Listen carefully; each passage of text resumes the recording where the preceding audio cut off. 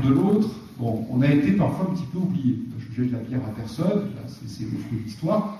Il faut reconnaître que c'est ainsi. Je l'ai déjà dit souvent, mais l'autoroute, quand vous allez de Dunkerque à ici, c'est gratuit de Dunkerque à Boulogne, puis il faut payer dans notre loi. Quelqu'un m'a dit, oui, mais il faut le mériter d'aller dans notre loi. C'est gentil, mais nous, on préférait qu'on le mérite un peu moins et puis qu'on ne paye pas. Et l'université, quand on l'a installée à Calais, à Boulogne, à Dunkerque, et puis ici, bon, rien du tout, ou presque rien. Tout ça n'est pas très normal. Alors, il y a un rattrapage qui se fait depuis quelques années. Moi, je m'en félicite. J'ai quand même le droit de m'en féliciter. Bon. Donc, le TER-GV, c'est une bonne nouvelle parce que ça nous relie plus rapidement à Lille, vous savez, depuis le mois de décembre. Et donc, on n'a plus à changer de train à Boulogne. Donc, merci à Daniel Percheron, mais c'est merci à la région. Je le dis en toute simplicité. Au contraire, je crois qu'il faut essayer de mobiliser tous ceux qui s'intéressent à ce territoire, qui ont envie de le faire prospérer. Et je l'ai dit de vive voix à Daniel Percheron à l'occasion de l'inauguration du TER-GV. Maintenant, à nous de prendre la main, et on y travaille avec Jean-Claude Maheu, avec Jean-Marie Krajewski, avec les élus d'Opale Sud et la communauté de communes Méritaire d'Opale. Maintenant, à nous, dans le cadre du pôle gare, d'être capable d'accueillir comme il faut le TER-GV, parce que c'est encore trop compliqué de rejoindre les gares, c'est encore trop compliqué depuis les gares de rejoindre là où on doit aller. Donc il y a 2 études qui sont en cours, mais il faut vraiment hâter les feux de façon à ce que très rapidement on mette en place des navettes, des locations de vélos, des navettes plus performantes pour faciliter l'accès aux gares et pour que de les gares on puisse plus facilement rejoindre l'ensemble du territoire. Et de façon plus globale, et ça fait partie des dossiers de 2011, on va dans le cadre du syndicat du Montreuillois sous la houlette de Jean-Marie Krajewski, on va lancer toute une réflexion sur la mobilité et les déplacements dans le Montreuillois. Il y a énormément à dire, c'est un sujet en soi. Je ne vais pas le développer ce soir. Une autre bonne nouvelle, on ne peut pas parler que des choses qui ne vont pas, c'est l'évolution de la Chambre de commerce. La Chambre de commerce, c'était la Chambre de commerce Boulogne-Montreuil. Et puis c'était devenu la Chambre de commerce Boulogne-Côte d'Opale. Et puis c'était devenu la Chambre de commerce Boulogne-Boulogne. Alors, le président de la Chambre de commerce, quand je dis ça, il n'est pas content. Je dis, mais attendez, moi je fais la part des choses. Je n'ai pas en cause le personnel de la Chambre de commerce. La Chambre de commerce a, s'agissant d'aider les entreprises individuellement, a traité de la même façon.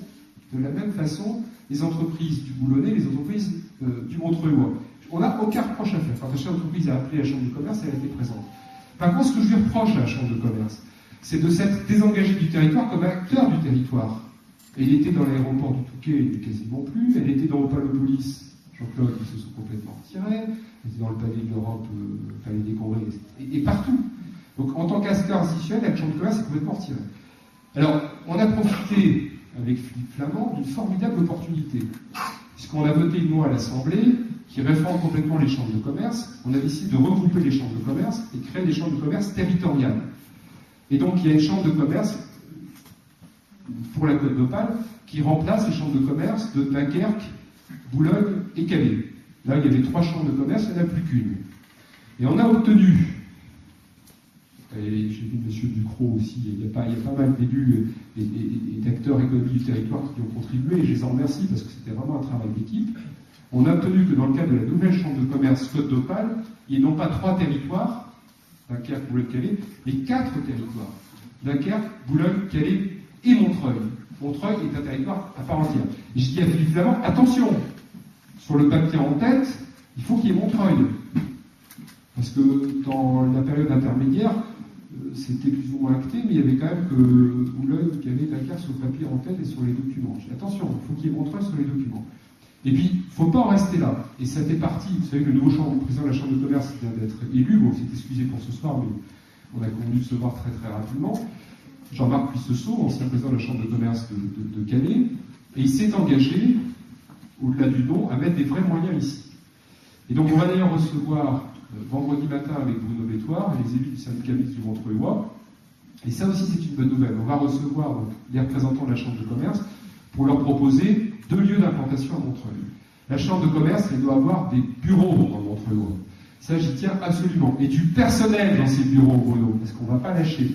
Et puis, avec ce personnel de la Chambre de commerce et la Chambre de commerce, ce qu'on souhaite avec Bruno Bétoir et Jean-Marie Krajewski, Jean-François Compiègne, c'est de mettre dans les mêmes locaux, même la sous-préfète, le syndicat mixte du Montreuillois et la Chambre de commerce. Et si vous les mettez ensemble, ils vont vous faire un beau bébé, que j'attends et que j'appelle de mes voeux depuis si longtemps. Et ce beau bébé, ça va être une agence de développement économique. On a besoin d'une agence de développement économique. Tous les territoires ont des agences de développement économique. Il y a même un GIE qui réunit toutes les agences de développement économique de la queue d'Opale. On n'est pas dedans parce qu'on n'a pas d'agence de développement économique. C'est des informations qu'on n'a pas, c'est des moyens qu'on n'a pas, c'est des financements qu'on laisse passer. Ça ne peut pas continuer comme ça. Donc il était plus que temps de réagir. C'est 2 ans de boulot, mais là aussi c'est une bonne nouvelle et je vous l'annonce ce soir, puisque le Puy-Sosso l'a même d'ailleurs déclaré dans la presse. Il y aura une installation de la Chambre de commerce dans des bureaux avec des moyens, et avec la Chambre de commerce, nous allons en 2011 créer cette agence de développement économique. Je crois que c'est vraiment une très très bonne nouvelle. Il n'y a pas que des choses qui ne vont pas, il y a aussi des choses qui vont. Et ça, c'est vraiment des pierres que l'on pose pour l'avenir. Et puis, toujours s'agissant d'équité entre les territoires, je voudrais vous parler quelques instants du rapprochement entre le CHAM et le groupe Opale. Parce que ça, c'est un dossier vraiment qui me tient à cœur. C'est très sérieux, ça engage le territoire, et moi, je n'ai pas été content du tout de ce que j'ai vu. Vous savez que d'un côté, il y a le centre hospitalier de l'arrondissement de Montreuil, très belle institution, qui s'est renforcée au fil du temps. De l'autre côté, vous avez le groupe Opale. C'est quand même 2000 emplois, et 1000 emplois. Vos deux cousins, c'est 2000 emplois, le groupe Opale, à peu près. 2000, ça fait 3000 emplois. C'est de loin, parce qu'après, il y a Valeo comme employeur, il y a la commune du Touquet, voilà les gros employeurs du territoire. On ne peut pas se désintéresser de la question. C'est un enjeu majeur pour le territoire. Imaginez qu'on perde la moitié de ses emplois, c'est une catastrophe. C'est une catastrophe. Or, le CHAM et le groupe Opale avaient travaillé ensemble à un rapprochement. On nous a même invités à Rang du Flier, à la scène du Flier, à une grand-messe, en disant ça y est, on se marie, Bruno c'était le président du CHAM. Et puis, donc nous on est restés sous cette impression, convaincus. C'est pas compliqué, vous savez, il est évident que si chaque établissement reste de son côté, il va faire ses investissements de son côté, et ils s'investissent tous les deux. Alors que si ils travaillent ensemble, ils peuvent mettre ensemble leurs investissements. Ça coûte de plus en plus cher, les plateaux techniques, les scanners, les salles d'opération, etc., etc. Tout ça coûte de plus en plus cher. Donc il faut essayer de mutualiser au moins les moyens, si on ne veut pas mutualiser les services. Et donc c'était bien parti. On était parti dans l'idée qu'on allait procéder à un rapprochement entre CHAM et groupe Opale. Et puis patatras, je ne sais pas trop pourquoi, je ne veux pas creuser, ou je sais peut-être, mais je ne veux pas m'en souvenir. Toujours est-il qu'on nous a annoncé au mois de novembre qu'on ne faisait plus le rapprochement. Voilà. Alors finalement, alors le directeur du groupe Opale, il va investir à Berck. Ah bon? Alors d'un côté, il nous dit qu'il n'a pas de sous, de l'autre côté, il dit qu'il va investir à Berck. S'il a des sous, pourquoi il investit à Berck? Pourquoi il investit pas à Rang du Flier? Bon. Le CHAM, moi je ne tiens pas trop à ce que le CHAM aille se marier avec Boulogne plutôt qu'avec Opale. Moi, je préfère que le CHAM se rapproche d'Opale et qu'on ait une communauté hospitalière de territoire solide, plutôt que de prendre le risque de voir le CHAM se tourner vers Boulogne et de voir un jour le CHAM siphonné par Boulogne. Il faut dire les choses comme elles sont. Il faut à tout prix que le CHAM se tourne vers le groupe Opale se tourne vers le CHAM. Donc, il y a eu des prétextes, vrai, faux, il y a beaucoup, c'est très compliqué. Mais en tous les cas, moi, je ne suis pas d'accord pour qu'on renonce au rapprochement entre le CHAM et le groupe Opale. Je vous le dis ce soir très clair, très fort et très net. Je l'ai dit à Daniel Lenoir, je l'ai reçu à l'Assemblée, pour un déjeuner de travail. C'était le jour du Beaujolais nouveau. Au troisième verre, il était d'accord avec tout ce que je disais. Donc la presse n'écrit pas ça. Je me méfie toujours de votre histoire avec Daniel Lenoir. Non, il était très... Il a apprécié le Beaujolais nouveau, mais il était très lucide, je vous rassure. Il ne va pas faire dire ce que je n'ai pas dit. Et puis j'ai fait bien aussi David Gruson, parce qu'on a la chance d'avoir un Arageois très brillant, qui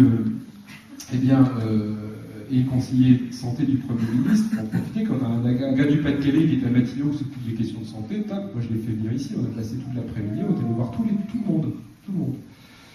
Et puis il a fait, à la fin de sa journée, son rapport. Je sais que Daniel Lenoir a écrit au CHAM et au groupe Opale pour leur dire qu'il était prêt à rouvrir le dossier. Et il faut que ce dossier soit rouvert cette année. Et moi, je veux que les choses soient mises à plat.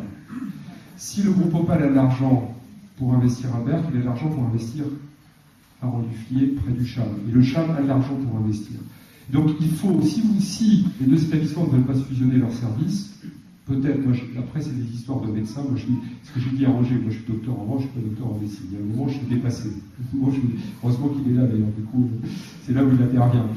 Mais en tous les cas, je veux dire, moi je suis plein de bon sens comme vous tous, et je pense qu'à minima, il faut que le groupe Opale et le CHAB se rapprochent pour créer un plateau technique commun, qu'il y ait au moins une société de moyens qui mettent ensemble en commun leurs appareils, leur plateau technique, leur bloc opératoire, etc.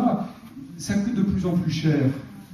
Et si on veut être soigné et bien soigné dans l'arrondissement de Montreuil, il faut des équipements de plus en plus performants. Moi, je continuerai à militer tout le long de cette année. Quelqu'un a dit oui, mais alors c'est quoi l'agitation du député? Mais attendez, moi je ne pourrais pas me regarder dans la glace le matin si je ne m'emparais pas d'un dossier comme ça et si je n'étais pas le bazar. Alors ça peut déranger X, Y ou Z, ça fait rien. Moi je m'en fiche de déranger les uns et les autres. Mais sur des sujets comme ça, moi je ne veux pas regarder. Évidemment, à 6 mois ou à 1 an, ça arrange tout le monde. Mais moi je veux regarder avec vous à 5 ans ou à 10 ans. Je veux les préserver, ces emplois. Je veux même les développer. Je vais vous en parler dans quelques instants. Donc on n'a pas le droit de laisser tomber. Donc moi je continuerai à bousculer tout le monde. Je souhaite qu'il y ait une table ronde. Et j'en ai le principe en a été accepté par les différents partenaires. Il y aura une table ronde. CHAB, Opale, l'ARS. Si c'est nécessaire, je ferai venir Xavier Bertrand, le ministre de la Santé. S'il faut, je ferai venir le Premier ministre. S'il faut, je ferai venir le Président de la République. Mais il n'est pas question qu'on laisse tomber. On procédera et on ira vers le rapprochement du CHAB et du groupe Opale, même si c'est un minimum, c'est indispensable. C'est une question de survie pour au moins 500 à 1000 emplois dans l'arrondissement de Montreuil. Donc c'est ce combat-là, je vous propose de mener ensemble en 2011. Je peux vous dire.